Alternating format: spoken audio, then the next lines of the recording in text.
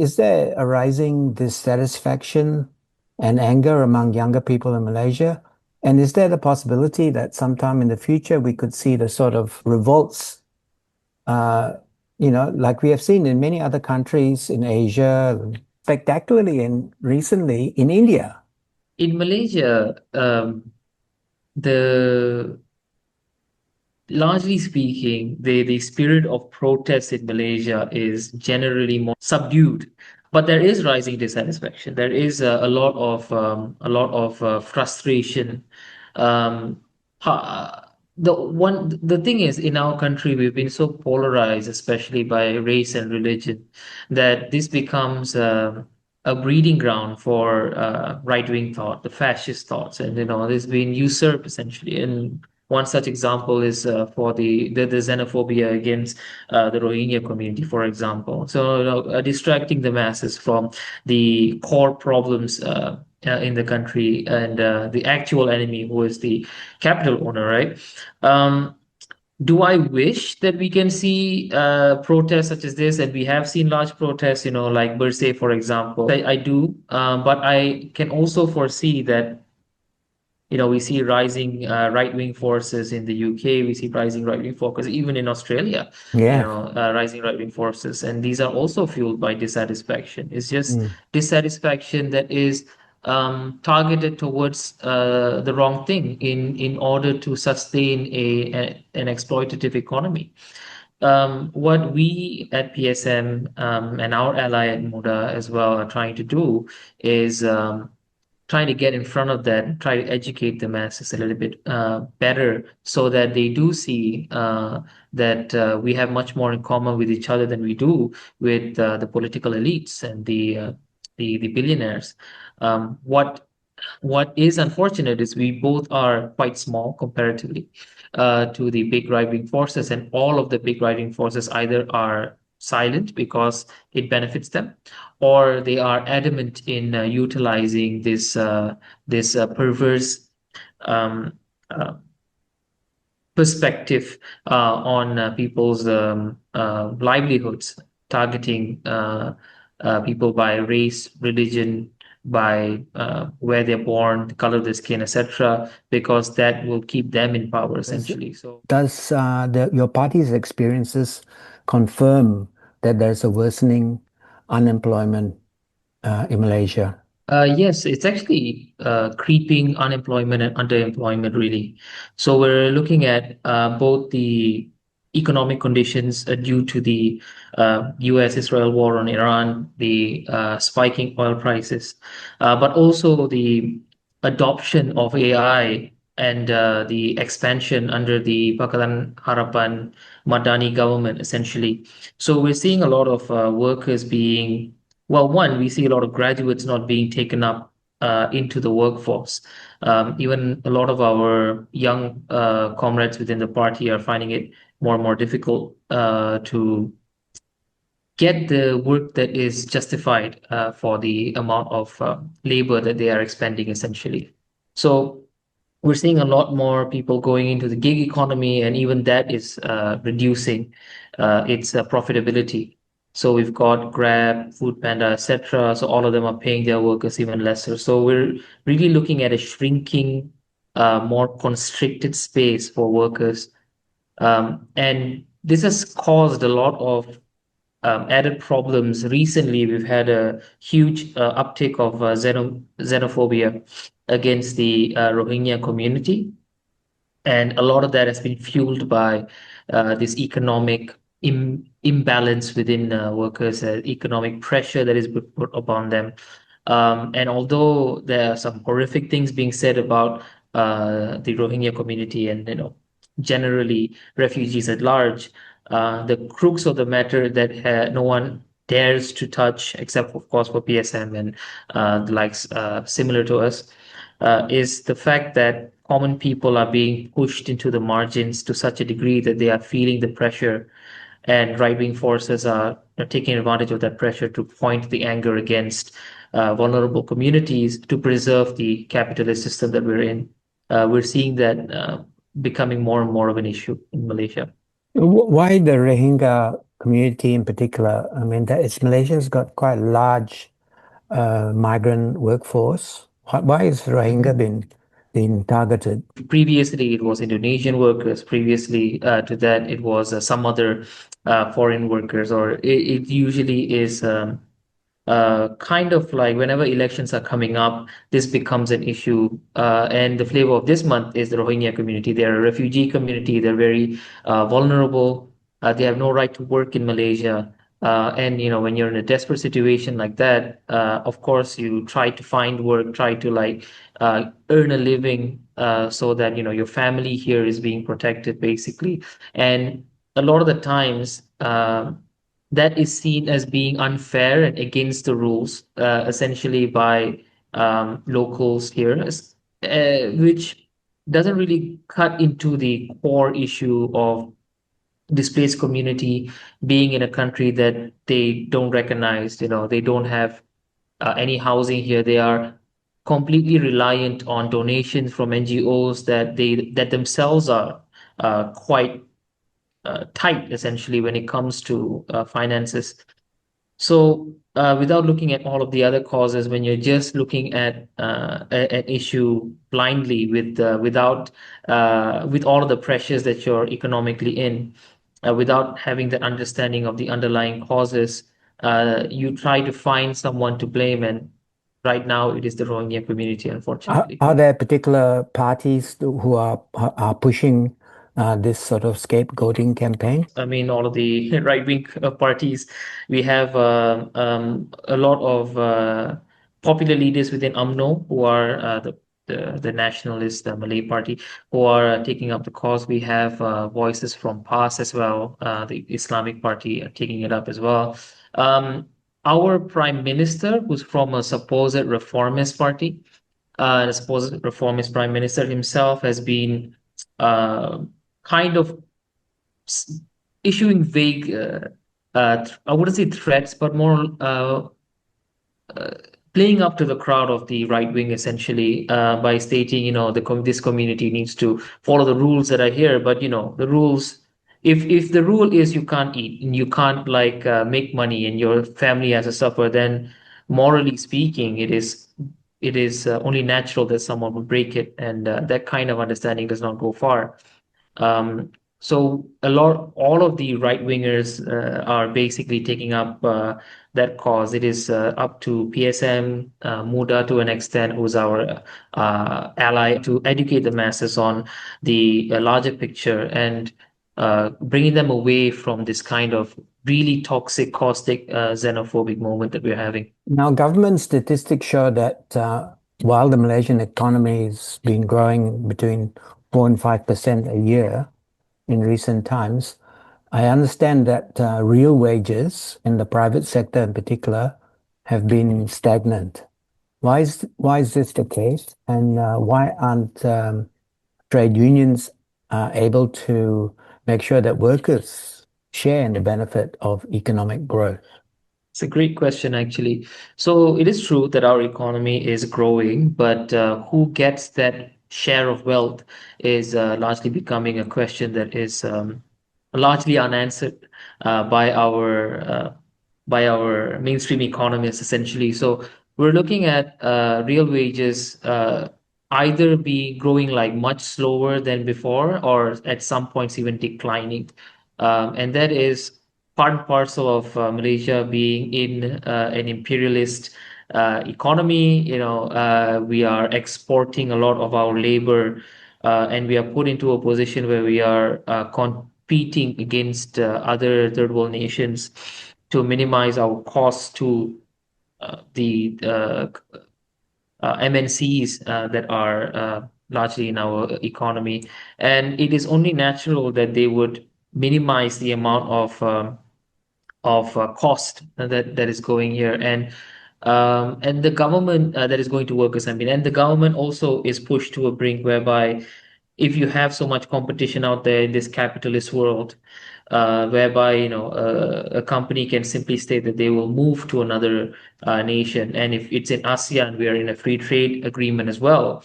So we are also forced to a degree, if we subscribe to capitalism, if the government subscribes to the capitalist thought, it is forced to accept the situation as is, almost.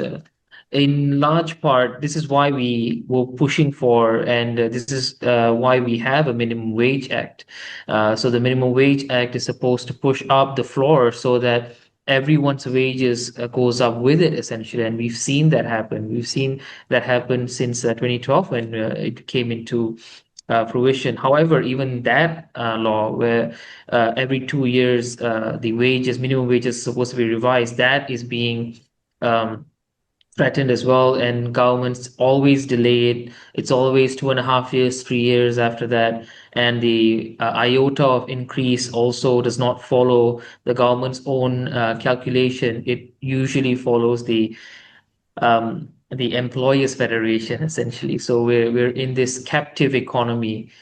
And why the trade unions are not able to make workers share larger? Well, firstly, about 6% only of our workforce is unionized.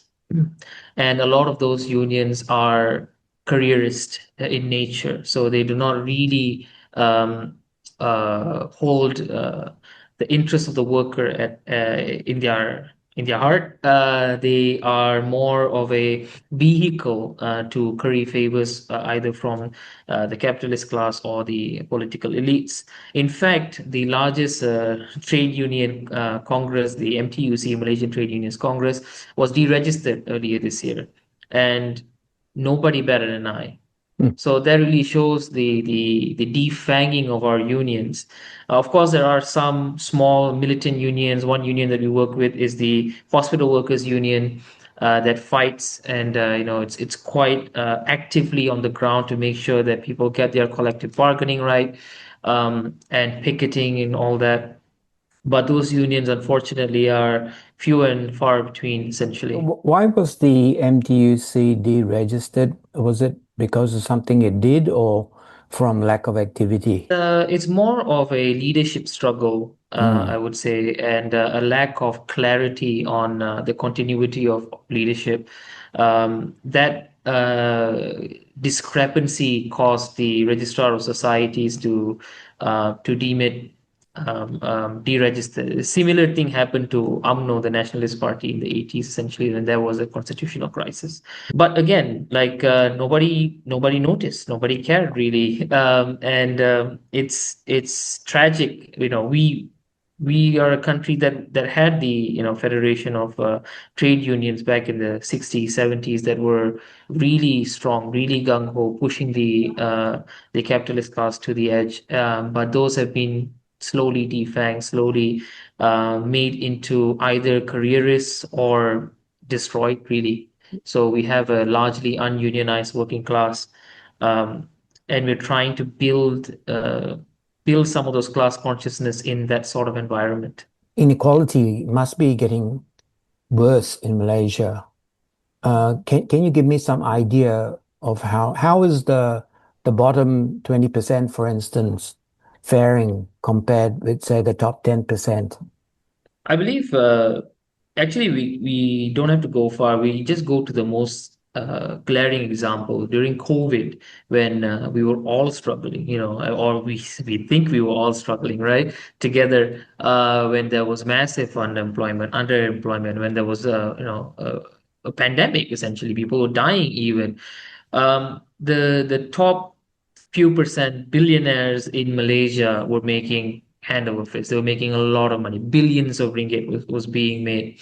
That is exactly what is happening now at the moment. Even more so when when we see there is a transition towards the hot new thing, which is AI. So a lot of capitalists are pouring money into that. They are reaping the rewards from that. What we don't see is the job losses that are going on. What we don't see is the environmental effects that are occurring due to that.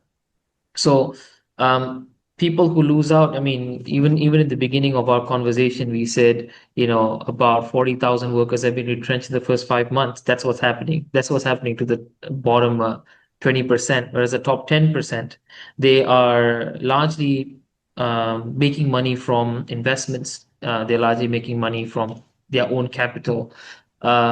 So we're looking at a position whereby those with capital are making more and more money, whereas the bottom 20% are being squeezed even further, um, from our experience on the ground. Tell me a little bit more about this electoral cooperation between PSM and MUDA. And I think for not many people outside Malaysia have really know much about MUDA, but as I understand it, it's PSM MUDA worked together uh, before, and MUDA was a party mainly of younger people. And so you'll be working together in the upcoming Johor state elections. Can you explain what this cooperation will actually involve and what is its political significance? Firstly, let me give you a bigger picture than just PSM and MUDA. Recently, we've had a split from PKR, which is the one of the larger parties in government and also the party where the prime minister comes from. So we had a big split from there into another party called Bersama by one's right hand man of the prime minister. So the political situation in Malaysia is incredibly fractured, much more diverse than before. We were a country for 60 years where we had one coalition in government, no change in government in federally. I'm saying, but in the past few years, because of the mismanagement, because of the hypocrisies of the right wing, because just before election you are saying to vote against this person, and then after you form a government with them, we can see all of these hypocrisies. The field has become much more diverse. So in and amongst that, when we see right-wing forces scattered and bickering amongst each other, what does the left do? We try to consolidate. Similarly happened in France, for example. Now, I'm not going so far as to say that MUDA is a left-wing party, but by their own admission, they are a center-left party. So we have worked together with them for a few years now, since 2022, if I'm not mistaken, on multiple issues, not just electorally. We've worked together with them in protests against corruption. We've brought them together to discuss about um, economic issues, social issues. We see eye to eye on a lot of this. And MUDA, I mean, it's in the name, MUDA. MUDA means young, right? So they are a group of young people who have the idealism to want to do something better than before, who do not want this kind of institutionalized corruption, etc. What we believe we can do with MUDA is leverage off of each other. So our legitimacy, our class consciousness, our way of understanding in PSM that has led to our survival for the past almost 30 years, which is something that is to be appreciated, coupled with MUDA's idealism, MUDA's reach to the young people, MUDA's resources. This is the kind of thing that we are benefiting off of each other essentially. When we get out there and we say we are in a coalition together, or we're in an electoral pact together, people tend to listen a little bit more, and that allows us to talk to more people about our politics. How will this alliance work? Will you be running candidates from, say, MUDA in one seat and, candidates from PSM in another one and cooperating, or will you have a common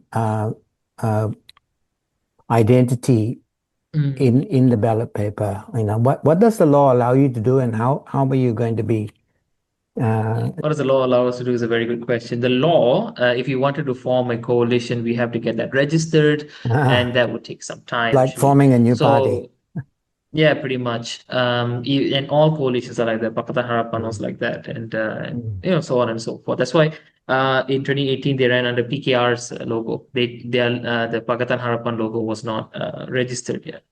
So what we are talking about at the moment is we've had a very long electoral understanding, more of an electoral pact where we both respect each other's logos.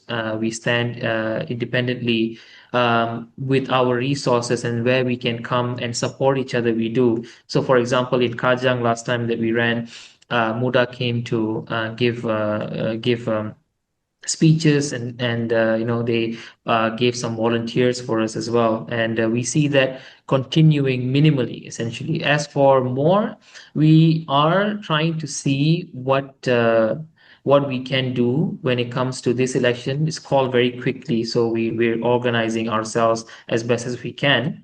But I would say that this election is a this election, and also the Negeri Sembilan election that's coming up. 27th of June is when nomination is for the Johor election. And then we will run the campaign period is for 2 weeks. So that's and voting is on the 11th of July. And the Negeri Sembilan election, the nominations on the 18th. So we're looking at back-to-back elections. So we're looking at a month of elections. Are there any particular political issues in the Johor elections that you will be taking up, or will you be basically taking up the issues that are common across the nation? We try to do both. Generally, we try to do both because one thing impacts on another, essentially. So we do have key points where it comes to the Johor state election. There's a lot of issues that are tied to climate change, for example, and the worsening conditions of amenities within Johor. So that may be an issue that we are taking up. We're still drafting our manifesto, so I can't give much more than that. But nationally, we are looking at things like underemployment, unemployment amongst the youth, particularly, which has become a sort of a key issue that is being discussed nationally for Malaysia. How are the relative strengths of the two parties in Johor in terms of, electoral prospects, for instance? I think we're fairly equal, I would say. Of course, MUDA has the parliament seat of Muar and the state seat of Puteri Wangsa at the moment. But those both were won when in a political understanding or electoral pact with Pakatan Harapan. So without that, we are seemingly fairly equal. We've done, whereas they have done a lot of work more in the center of the state, around the Muar area, around the Puteri Wangsa area. We've done a lot more work towards the south, nearby Singapore. And the issues that we're fighting on are similar in terms of youth unemployment, underemployment, but that is far more. If you've been to Johor Bahru, which is the south of Johor, you can see that the effect of Singapore being there, essentially, and that pulling away, and the high dependency on the Singaporean economy is a unique point that we would like to bring across as well. In the case of the Johor elections, is there any prospect of in any seat Pakatan Harapan not running against either MUDA or PSM, or are they going to be contesting every seat? At the moment, it seems like Pakatan Harapan is going to contest every seat. Barisan Nasional is going to contest every seat. Perikatan Nasional, we are not sure yet because PAS and Bersatu are now, and those are the two big parties, are now in a bit of a tussle. So we're not sure, even amongst them, will there be any overlaps. We have another entrant called Bersama, and I believe they are looking to run in every seat as well, which is the splinter off from PKR. So we're looking at a congested ballot, like 4 or 5 parties in every seat. So whether the Pakatan Harapan looks at trying to normalize some of these and minimize some of these clashes, they can't even do that amongst the people that they're currently working with, which is Barisan Nasional. So I think this is why the two state elections that we are looking at, I believe, are going to be testing grounds, and they will inform how people will be moving when it comes to the national election and also the general election and also the other key states, particularly Selangor and Perak.